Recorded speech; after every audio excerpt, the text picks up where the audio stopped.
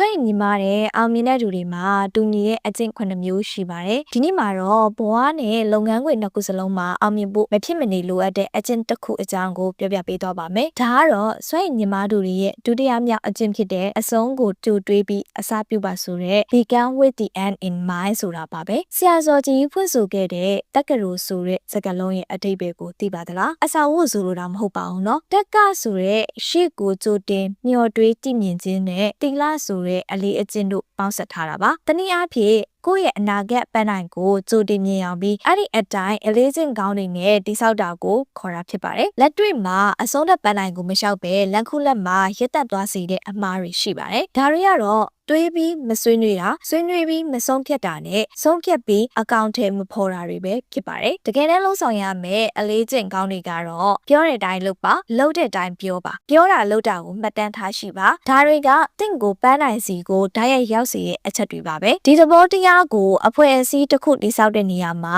အသုံးချကြည့်ကြအောင်အဖွဲ့တစ်ဖွဲ့ဖွဲ့စည်းရမှာ forming storming norming performance ဆိုတဲ့အဆင့်၄ဆင့်ရှိပါတယ်စတင်ဖွဲ့စည်းခြင်း forming ကနေပြီးတော့သဘောထားကွဲလွဲမှုတွေရှိလာတဲ့ storming အဆင့်ကိုဖြတ်တန်းလာရတဲ့အခါပြိုကွဲသွားတတ်ပါတယ်ဒါပေမဲ့အဆုံးသက်ပန်းနိုင်ဖြစ်တဲ့အကောင်းဆုံးဆွတ်ဆောင်နိုင်မှု performing ကိုဒါအစကတည်းကကြိုတွေးထားမယ်ဆိုရင်ဈာကာလကအခက်အခဲတွေကိုအလွယ်တကူကျော်ဖြတ်နိုင်မှာဖြစ်ပါတယ်လူဘဝရဲ့ရည်ရွယ်ချက်တွေမှာလည်းဒီလိုပါပဲယုံကြည်မှုလိုင်း9လိုင်းရှိပါတယ်လောကကြီးတစ်ခုလုံးကောင်းကျိုးဆိုတဲ့အဆုံးတက်ကိုလိုချင်မိမိကိုယ်ကိုတိဆောက်ခြင်းဆိုတဲ့အစပြုခြင်းကနေပြီးတော့စတင်ရပါမယ်ကိုယ်တိုင်အေးချင်းရှိပြီးယုံကြည်ရတဲ့သူဖြစ်မှသာမိသားစုအဖွဲ့အစည်းလူအဖွဲ့အစည်းဆိုတဲ့ယုံကြည်မှုလိုင်းတွေဖြတ်ထွက်သွားပြီးတော့လောကကြီးကိုအကျိုးပြုနိုင်မှာပါဒါဆိုရင်တော့တင်းဘဝတင်းလုပ်ငန်းရဲ့အဆုံးသက်ပန်းနိုင်ကရောဘယ်လိုဖြစ်မလဲပန်းနိုင်ကိုရှင်းလင်းမြင်အောင်ပြီးဒီနေ့ကစလို့တေချာတဲ့ခြေလမ်းတွေနဲ့အစာပြုလိုက်ပါနော်အဆုံးထိနားဆင်ပြီးခဲ့ကြတဲ့အတွက်ကျေးဇူးတင်ပါတယ်နောက်ထပ်ဗီဒီယိုတွေမှာပြန်လည်ဆုံတွေ့ကြမယ်နော်